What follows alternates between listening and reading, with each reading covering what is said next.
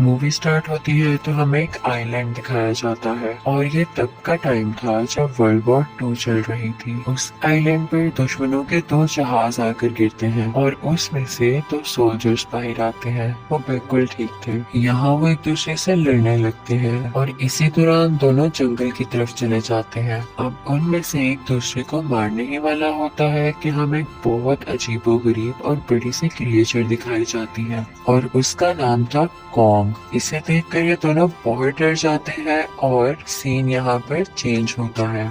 अब हमें काफी साल बाद का टाइम दिखाया जाता है। यहाँ पर हमें जियोलॉजिस्ट की एक टीम दिखाई जाती है जिसमें एक आदमी बिल था और उसका एक साथी। बिल ने काफी रिसर्च के बाद एक आइलैंड ढूंढा था और उसे वहाँ पर जाने के लिए कुछ फंड्स चाहिए थे और इसके लिए वो सेनेटर के ऑफिस में गए थे। ये उसी आइलैंड की बात कर रहा था जो मूवी के स्टार्ट में हमें दिखाया गया है। उसका कहना था कि आइलैंड बहुत पुराना है और इस पर तरह तरह की बहुत पुरानी और बहुत बड़ी क्रिएचर्स रहती हैं, लेकिन दुनिया अभी तक उनके बारे में कुछ भी नहीं जानती। तो क्यों ना हम उनको ढूंढ लें।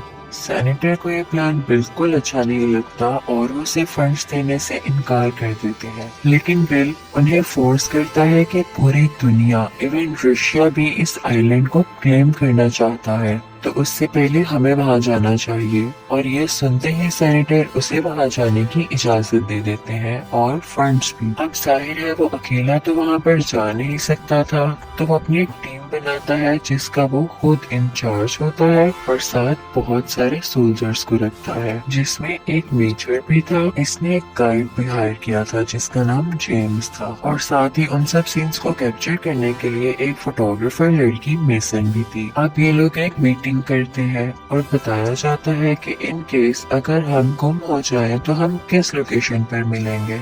अब अगले दिन ये लोग समंदर पर जाते हैं क्योंकि वहाँ से इन लोगों ने हेलीकॉप्टर में वहाँ पर जाना था। लेकिन अगले दिन जब वो समंदर पर पहुँचते हैं तो उन्हें पता चलता है कि जिस रास्ते से उनके हेलीकॉप्टर्स ने आइलैंड तक जाना है वो रास्ता इस वक्त उनके लिए ठीक नहीं है क्योंकि वहाँ पर बहुत ज्यादा तूफान आया हुआ है। लेकिन बिल इस बात पर ध्यान नहीं देता और 6-7 हेलीकॉप्टर्स में अपनी टीम को बिठाकर वहाँ से चल पड़ता है। अब उस रास्ते पर पहुँचते ही तूफान बढ़ने लगता है और कोई उम्मीद नहीं थी कि इनके हेलीकॉप्टर्स बच पाते, लेकिन जैसे तैसे करके ये लोग वहाँ से निकल आते हैं और उस आइलैंड पर फाइनली पहुँच जाते हैं। उनमें से एक जियोलॉजिस्ट कहता है कि हो सकता है ये बड़ी बड़ी क्रिएचर्स जमीन के नीचे रहती हों, तो इसलिए वो जमीन के नीचे ब्लास्ट करते हैं। लेकिन उल्टा आइलैंड में हलचल मच जाती है, बहुत सारे जानवर भागने लगते हैं और चीजें इनके हेलीकॉप्टर से टकराने लगती हैं और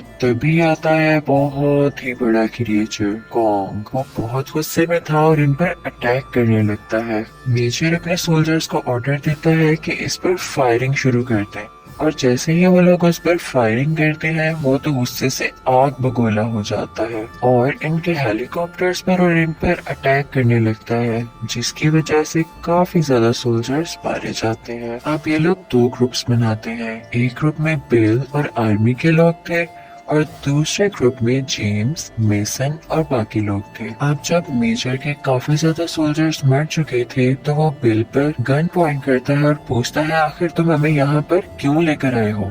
तो बिल उसे कहता है कि ये दुनिया, ये प्लेनेट हमारा था ही नहीं, यहाँ पर तो जानवर रहा करते थे और ऐसे ऐसे क्रिएचर्स जिनको हम जानते भी नहीं। वो मजीद बताता है कि मैं एक दिन समंदर में बोट पर सफर कर रहा था। एक बहुत बड़े क्रिएचर ने हमारी बोट पर अटैक कर दिया और सब मारे गए सिवाय मेरे। और जब मैं वापस गया और सब कुछ बताया तो किसी ने भी मेरी बात पर यकीन नहीं किया। तो फिर मैंने सोचा कि मैं खुद रिसर्च करूंगा और 30 साल मुसलसल रिसर्च करने के बाद मैं यहाँ पर आया हूँ कि दुनिया को बता सकूं कि ऐसी क्रिएचर्स अभी भी एग्जिस्ट करती हैं। वो कहता है कि जल्द ये क्रिएचर्स इंसानों पर कब्जा कर लेंगे, तो इससे पहले हमें इनको ढूंढकर इन्हें कंट्रोल कर लेना चाहिए। अब इनका एक सोल्जर गुम हो गया था तो मेजर अपनी टीम के साथ उसको ढूंढने के लिए जंगल के अंदर जाता है। लेकिन चलते चलते एक बैम्बू एक सोल्जर के मुंह के अंदर चला जाता है और उसकी पूरी तरह डेथ हो जाती है। जब वो लोग ऊपर देखते हैं तो एक मकड़ी ने बैम्बूस के बीच में अपना घर बनाया होता है। वो काफी खौफनाक मकड़ी थी। वो बाकी सब पर भी अटैक करने लगती है, लेकिन मेजर उसे शूट करके मार देता है। ये जंगल अजीबो गरीब क्रिएचर से भरा हुआ था। अब हमें दूसरी तरफ वो सोल्जर दिखाया जाता है जो कि गुमा हुआ था। वो एक नदी के किनारे खड़ा होता है तो उसे कॉन्ग दिखाई देता है। वहाँ पर वो देखता है कि पानी में कॉन्ग पर एक बड़े से ऑक्टोपस ने अटैक कर दिया है, लेकिन कॉन्ग ने उल्टा उसको मारकर खुद को आजाद कर लिया है और अब उसे खाने लगा है। वो सोल्जर वहाँ पर ही होता है और ये सब देखकर काफी डर जाता है। अब दूसरी तरफ हमें जेम्स की टीम दिखाई जाती है जो कि एक जगह पर जा रही होती है तो इन्हें सामने एक बहुत बड़ा क्रिएचर नजर आता है जो कि एक बहुत बड़ा बफेलो था। ये लोग उसे शूट करने से पहले वेट करते हैं कि क्या ये इन्हें कुछ कहता है, लेकिन वो बेचारा बड़ी मासूमियत से वहाँ से उठकर चला जाता है। अब ये लोग कुछ आगे जाते हैं तो इन्हें कुछ जंगली लोग दिखाई देते हैं। उनमें से एक आदमी भी था जो कि इंग्लिश बोल सकता था। इनफैक्ट ये उन्हीं दो सोल्जर्स में से एक सोल्जर था जो हमें मूवी के शुरू में बहुत साल पहले दिखाया गया था। वो इन लोगों को उस कबीले के अंदर ले जाता है और बताता है कि कई साल पहले हम दो सोल्जर्स यहाँ पर फंस गए थे और तब इसे यहाँ पर रह रहे थे, लेकिन कुछ ही साल पहले दूसरे साथी को एक स्कल क्रॉलर नामी क्रिएचर ने मार डाला। ये अजीबोगरीब क्रिएचर जमीन के नीचे रहता है और कॉम का जानी दुश्मन है। वो उन्हें बताता है कि कब से जमीन के नीचे ही रह रहे थे, लेकिन उस बॉम्ब की वजह से जो तुम लोगों ने जमीन के नीचे ब्लास्ट किया, ये अब ऊपर आ गए हैं। वो बताता है कि कॉन्ग हमारी हिफाजत करता है और अगर अब इसने कॉन्ग को कुछ कर दिया तो हमें कौन बचाएगा। अब जेम्स की टीम के पास बहुत कम टाइम था उस जगह पर पहुंचने के लिए, तो वो बूढ़ा सोल्जर जो इनको मिला था इनसे कहता है कि पैदल जाने से कुछ नहीं होगा, मैं तुम्हें एक बोर्ड देता हूँ, और ये सब उसको रिपेयर करने लगते हैं। इसी दौरान मेसन देखती है कि बफेलो पर बहुत भारी हेलीकॉप्टर गिरा हुआ है। वो उसकी हेल्प करने के लिए उसे उठाने की कोशिश करती है लेकिन नहीं उठा पाती। तभी आता है कॉन्ग और वो बड़ी आसानी से उस हेलीकॉप्टर को उठाकर बफेलो की जान बचा लेता है। मेसन यहाँ पर कॉन्ग को देखकर डर जाती है, लेकिन फिर वो सोचती है कि जो जानवरों के लिए इतना रहमदिल हो सकता है वो कैसे किसी पर जुल्म कर सकता है। अब दूसरी तरफ हमें वो सोल्जर दिखाया जाता है जो कि गुमा हुआ था। वो एक जगह पर बैठा होता है, लेकिन बाद में वो रियलाइज करता है कि ये कोई दरख्त नहीं बल्कि एक क्रिएचर है।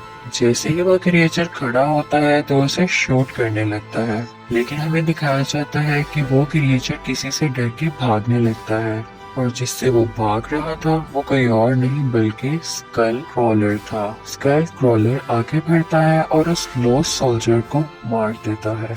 अब हमें दिखाया जाता है कि आर्मी भी आगे जाने के लिए तैयार थी और जेम्स की टीम का भी बोट रेडी हो गया था। अब वो वहाँ कबीले वालों को बाय बोलकर निकल पड़ते हैं और सब काफी खुश थे कि अब वो आइलैंड से जा रहे हैं। इसी दौरान बहुत अजीबोगरीब बर्ड्स आते हैं और उनमें से एक आदमी को उठाकर अपने साथ ले जाते हैं। जेम्स उन पर शूट कर रहा होता है, लेकिन देखते ही देखते वो बर्ड्स उस आदमी के टुकड़े कर देते हैं और ये लोग कुछ नहीं कर पाते। फिर बोट के अंदर वापस चले जाते हैं। फिर हम देखते हैं कि मेजर की टीम और जेम्स की टीम एक जगह पर मिल जाते हैं। अब यहाँ पर मेजर को अपने गुमे हुए सोल्जर की फिक्र हो रही थी क्योंकि वो उसका खास आदमी था। वो कहता है कि हमें उसे ढूंढने के लिए वेस्ट में जाना पड़ेगा, लेकिन तभी वो बूढ़ा सोल्जर इनको बताता है कि नहीं, वहाँ जाना बिल्कुल भी सेफ नहीं है और वो हमें मार देगा। लेकिन मेजर किसी की एक नहीं सुनता और जेम्स से कहता है कि मेरे साथ चलो। अब ये सब मिलके एक जगह पर जाते हैं और यहाँ पर बहुत सारे स्केलेटन और हड्डियां डिग्रेड होकर फॉसिल फ्यूल बन चुके थे। उनमें से एक आदमी सिगरेट पीकर नीचे फेंक देता है, जिसकी वजह से आग लग जाती है और बहुत बड़ा धमाका होता है। इस वजह से आसपास के स्कल क्रॉलर्स उठ खड़े होते हैं। अब यहाँ पर ये क्रिएचर इन पर अटैक कर रहे थे और ये लोग उन पर फायरिंग कर रहे थे कि तभी एक क्रिएचर के मुंह से एक स्कल निकलता है जिसमें उसी सोल्जर का लॉकेट था। तो जेम्स समझ जाता है कि अब वो इस दुनिया में नहीं है, लेकिन ये यहाँ से अब भाग भी नहीं सकते थे क्योंकि चारों तरफ ये स्कल क्रिएचर्स थे। अब वहाँ पर ग्रीन कलर की गैस भी फैल चुकी थी और इनके लिए उनको मारना बहुत मुश्किल हो रहा था, लेकिन जैसे तैसे करके अपनी फायर गन से उनको मार ही देते हैं। अब जेम्स मेजर को बताता है कि आपका वो सोल्जर जिंदा नहीं रहा और साथ ही उसे लॉकेट दिखाता है, लेकिन यहाँ पर मेजर तो जैसे गुस्से से पागल हो जाता है और कहता है कि अब मैं कॉन्ग को नहीं छोड़ूंगा। लेकिन सब उसे बताते हैं कि इसमें कॉन्ग का कोई कसूर नहीं है, बल्कि कॉन्ग तो हिफाजत कर रहा है और अगर हमने कॉन्ग को कुछ कर दिया तो स्कल क्रोलर्स हमें मार डालेंगे। लेकिन मेजर बहुत जिद्दी था और वो नहीं सुनता, तो जेम्स उससे कहता है कि आप उस तरफ चले जाएं और मैं अपनी टीम को लेकर पोर्ट के पास जाकर आपका वेट करूंगा। और ये लोग फिर से दो टीम्स में डिवाइड हो जाते हैं। अब हमें दिखाया जाता है कि रात में जेम्स और मेसन एक पहाड़ की चोटी पर बैठे होते हैं कि तभी देखते हैं कि कॉन्ग इनके सामने खड़ा हुआ है। मेसन डरते डरते अपना हाथ आगे बढ़ाती है और कॉन्ग को प्यार करने लगती है। वो आगे से इन्हें कुछ नहीं कहता, तो मेसन को काफी अच्छा लगता है कि ये वाकई अच्छी क्रिएचर है। अब दूसरी तरफ हम देखते हैं कि मेजर और उसके सोल्जर्स ने नदी के किनारे बहुत सारे बॉम्ब्स लगा दिए हैं। जैसे ही वो ब्लास्ट होते हैं तो कॉन्ग वहां पर आ जाता है और उन सोल्जर्स को मारने लगता है, क्योंकि ये लोग प्लैनेट को खराब कर रहे थे। लेकिन आग इतनी ज्यादा थी कि वो खुद भी जलने से बेहोश हो जाता है। यहाँ पर मेजर अपने सोल्जर्स को और बॉम्ब ब्लास्ट करने का ऑर्डर देता है, लेकिन तभी जेम्स वहां पर आ जाता है और उसे समझाता है कि हम कॉन्ग की वजह से ही बच पाए हैं और कॉन्ग हमारा दुश्मन नहीं है, मैं तुम्हें कैसे समझाऊं। लेकिन मेजर नहीं मानता। वो कहता है कि ये जब दुनिया हमारी है, प्लेनेट अर्थ हमारा है, तो हम ही टॉप पे रहेंगे ना, ये क्रिएचर्स क्यों हमारे ऊपर आएंगे। लेकिन जेम्स के काफी समझाने के बाद वो अपनी गन्स नीचे रखने ही वाला होता है कि तभी एक बहुत बड़ा स्कल क्रॉलर वहां पर आ जाता है। वो इन सब पर अटैक करने लगता है, लेकिन कॉन्ग भी तब उठ खड़ा होता है। ये देखते हुए मेजर उन्हें फौरन ऑर्डर देता है कि अब बॉम्ब्स को एक्सप्लोड कर दिया जाए, लेकिन कॉन्ग उसे कुचलता हुआ बढ़ता है स्कल क्रॉलर की तरफ। उन दोनों में बहुत फाइट होती है और बाकी लोग पोर्ट की तरफ चले जाते हैं। ये लड़ाई इतनी लंबी चलती है कि सुबह हो जाती है। अब दूसरी तरफ सोल्जर्स उस स्कल क्रॉलर पर फायरिंग कर रहे थे और वो कॉन्ग को छोड़कर उनकी तरफ बढ़ने लगता है। अब कॉन्ग पानी में गिर चुका था और रोड्स में फंस चुका था। अब एक सोल्जर अपनी जान की कुर्बानी देने के लिए वो सब बॉम्ब्स अपने साथ बांध लेता है और स्कल क्रॉलर के सामने जाके खड़ा हो जाता है कि हो सकता है ये मुझे खा ले और इसके पेट में ही बॉम्ब्स एक्सप्लोड हो जाए और ये मर जाए। लेकिन वो क्रिएचर भी बहुत चालाक था। वो उसे बहुत जोर से धक्का देता है, जिसकी वजह से वो पहाड़ के साथ जाकर लगता है और वहीं पर वो बॉम्ब्स भी एक्सप्लोड हो जाते हैं। अब वो बाकी लोगों की तरफ बढ़ता है और ये मारने के लिए, लेकिन तभी कॉन्ग भी उठ खड़ा होता है और उसे जोर से खींचता है। अब मेसन एक पहाड़ की चोटी पर चढ़ के फायर करती है कि वो हेलीकॉप्टर्स को इशारा दे सके कि हम यहाँ पर हैं, लेकिन वो नदी में ही गिर जाती है। और अब हमें कॉन्ग दिखाया जाता है जो कि पूरे पावर से और बहुत गुस्से में उस क्रिएचर से लड़ रहा था और फाइनली वो उसकी जुबान खींच कर और उसे बहुत मार कर उसे हमेशा के लिए मार देता है। और फिर वो मेसन को पानी से निकालता है और इंसानों के पास छोड़ आता है। अब वो सब लोग यूनाइट हो चुके थे और मिल के वो लोग अपने मुल्क वापस चले जाते हैं। अब आते ही ये कंपनी जो आने वाले क्रिएचर्स को अपने कंट्रोल में रखना चाहती थी, जेम्स और मेसन को भी हायर कर लेती है। और फिर हम देखते हैं कि वो बूढ़ा सोल्जर जो कि 30 साल पहले उस आइलैंड पर आकर गुम हो गया था, वो भी अब वापस आ चुका था और अपनी बीवी और बेटे से मिलता है और बहुत खुश होता है। इसी के साथ मूवी एंड हो जाती है।